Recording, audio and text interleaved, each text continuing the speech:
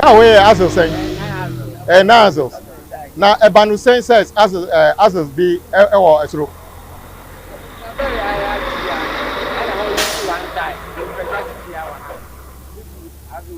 Wait here, Emrano.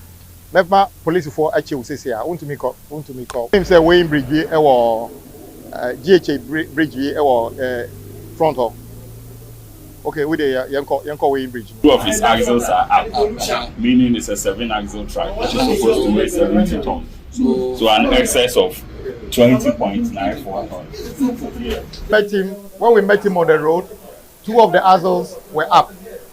So it means that he was using 7 axles instead of the 9 axles. So his crime is that, yes, the car is a 9 axle track, but on the road he was deploying only 7.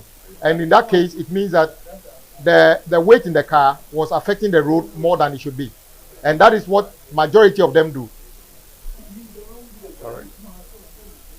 Chief, I think let's go. Let's allow them to do